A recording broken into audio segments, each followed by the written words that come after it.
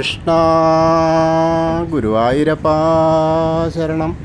ഗുരുവായൂരപ്പൻ്റെ ഉച്ചപൂജ കഴിഞ്ഞു, കളവാലങ്കാരം കഴിഞ്ഞു, നട തുറന്നു. ഇന്നിപ്പോൾ അതിവിശിഷ്ടമായ ദിവസമാണ്. പുതിയ മേൽശാന്തിയൊക്കെ തിരഞ്ഞെടുക്കുന്ന ദിവസമാണ്.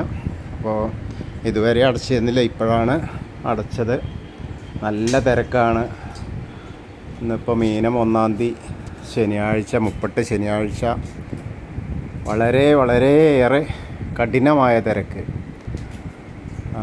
എന്താ പറയുക, അത്രയ്ക്കും ബുദ്ധിമുട്ടായ ദിവസമാണെന്ന് പറയാം.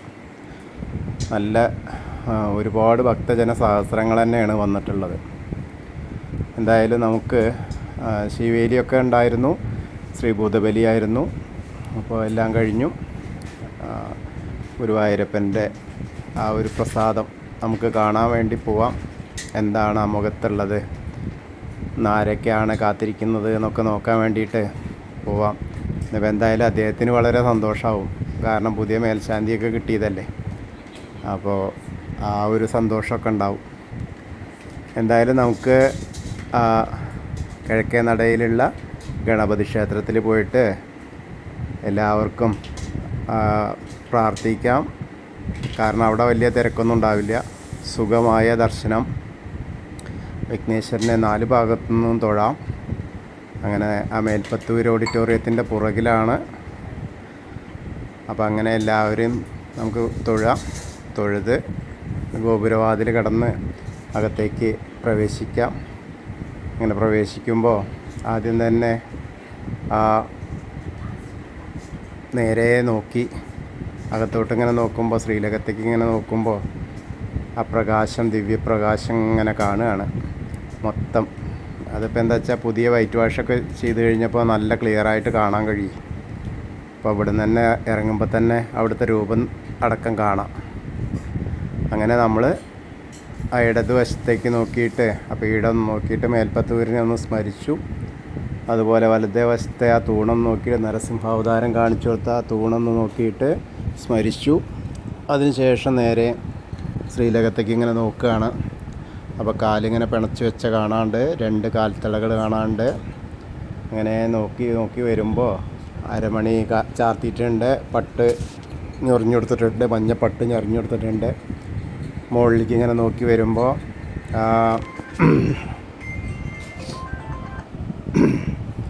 നേരെ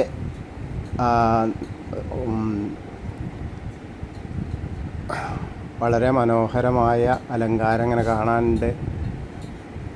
മാങ്ങാമാല കഴുത്തിൽ ചാർത്തിയിട്ടുണ്ട്, വളയം പോലത്തെ മാല ചാർത്തിയിട്ടുണ്ട്. അതിന് ഉപരിയായിട്ട് 2 ഉണ്ടമാലകളുണ്ട്. വെളുത്ത പൂവിനാണ് ഏറ്റവും കൂടുതൽ പ്രസക്തി.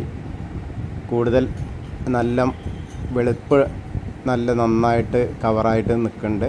പിന്നെ തുളസിയാണ്. അങ്ങനത്തെ 2 തെച്ചിയും കൂടിയതും ആയ 2 ഉണ്ടമാലകളാണുള്ളത്.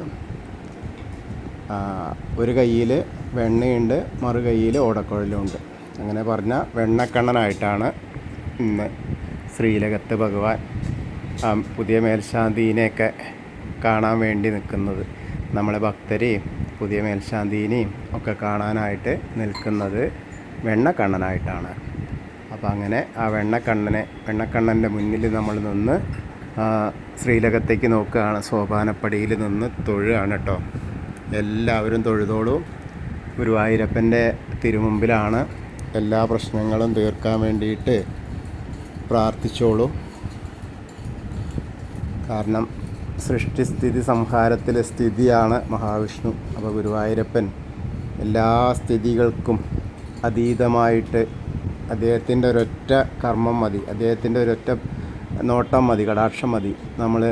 നമ്മളെ ജീവിതവും ഭാവിയൊക്കെ രക്ഷപ്പെടാൻ. അപ്പോൾ എല്ലാവരും പ്രാർത്ഥിച്ചോളൂ. അങ്ങനെ അത് കഴിഞ്ഞാൽ നേരെ ശ്രീലകത്തുനിന്ന് ആ സോപാനപ്പടിയിൽ നിന്ന് നമ്മൾ ഇറങ്ങുകയാണ്.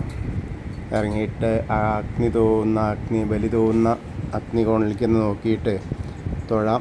അതേപോലെ തിടപ്പള്ളിയിലേക്ക് നോക്കി തൊഴാം. തിടപ്പള്ളി നോക്കി തൊഴുത് ആ ഗ്രില്ല് ഇങ്ങോട്ട് കഴിഞ്ഞ് വരുമ്പോൾ അവിടെയാണ് പഴുക്കാമണ്ഡപം വെക്കൽ കേട്ടോ. വരുന്ന ആളുകൾ ശ്രദ്ധിച്ചിട്ടുണ്ടാവും. പഴുക്കാമണ്ഡപം വയ്ക്കാൻ പന്തീരടി പൂജയൊക്കെ കഴിഞ്ഞ് കുറച്ച് നേരം ആണ് അവിടെ പഴുക്കാൻ മണ്ഡപം. പിന്നീട് രാത്രിയുള്ളത് പുറത്താണ്. രാത്രി പുറത്തുള്ളതിന് കുറേ സമയം കിട്ടും. ഇത് കുറച്ച് സമയം, ഒരു അരമണിക്കൂറൊക്കെ ഉണ്ടാവുള്ളൂ. അങ്ങനെ ആ സപ്തമാതാക്കളെയൊക്കെ കണ്ട് തൊഴുത് നേരെ നമ്മൾ വിഘ്നേശ്വരൻ്റെ അടുത്ത് വന്നു. വിഘ്നേശ്വരനെ കണ്ട് തൊഴുതു. ഏകദന്തം മഹാകായം തപ്തകാഞ്ചന സന്നിഭം ലംബോദരം വിശാലാക്ഷം വന്ദേഹം ഗണനായകം. അത് കഴിഞ്ഞ സരസ്വതി ദേവീനെ കാണാം. സരസ്വതി ദേവീനെ കണ്ടിട്ട് തൊഴാം. സരസ്വതി നമസ്തുഭ്യം വരദേ കാമരൂപിണി വിദ്യാരംഭം കരിഷ്യാമി സിദ്ധിർഭവതു മേ സദാ. അങ്ങനെ സരസ്വതി ദേവീനെയും കണ്ട് തൊഴുത് നേരെ ആ ചെറിയ ഗണേശനെ ഒന്ന് തൊട്ട് തലോടി മത്സ്യം, കൂർമ്മം, വരാഹം, നരസിംഹം വരെയുള്ള രൂപങ്ങളൊക്കെ കണ്ടു. അതിനുശേഷം മേൽശാന്തിയുടെ അവിടെ നിന്ന് ഭഗവതിക്കനാണ്, മുന്നൂലം ഭഗവതിക്കൻ. ഇന്നത്തെ കളഭ അലങ്കാരം ഉണ്ടായിരുന്നത് മുന്നൂലം ഭഗവതിക്കനാണ്. അപ്പോൾ അദ്ദേഹം അവിടെ ഇരിക്കുന്നുണ്ട്. പ്രസാദമൊക്കെ വാങ്ങാം. അതൊക്കെ കഴിഞ്ഞ് വാമന രൂപവും അതേപോലെ ഗജേന്ദ്രമോക്ഷവും മഹാവിഷ്ണു ഗരുഡൻ്റെ പുറത്തിരിക്കുന്നതൊക്കെ കണ്ട് തൊഴുത് നേരെ അനന്തശായിയായ അനന്തപത്മനാഭനെ കണ്ട് തൊഴാം. അവിടെ നിറയെ മാലകൾ ചാർത്തിയിട്ടുണ്ട്. അതിനുശേഷം ശ്രീകോവിലിൻ്റെ പുറകുവശത്തായിട്ട് നമ്മൾ സാഷ്ടാംഗം നമസ്കരിക്കാം. വരുന്ന ആളുകൾ പ്രത്യേകം ശ്രദ്ധിക്കുക. പുറകുവശത്ത് ആവുമ്പോൾ നമസ്കരിക്കാൻ നമുക്ക് ഇഷ്ടം പോലെ സമയം കിട്ടും. ആരും ആ മുൻഭാഗത്ത് ആ കോർണറിൽ പലരും കാണിക്കുന്നത് കാണാം. പക്ഷെ അത് നമ്മളെ ചവിട്ടി മറ്റുള്ള ഭക്തർ വീഴാനും ഒക്കെ ഇടയാക്കും. അതൊന്ന് ശ്രദ്ധിച്ചാൽ നല്ലതാണ്. പുറകു വശത്താകുമ്പോൾ ആരും നമ്മളെ മാറ്റില്ല.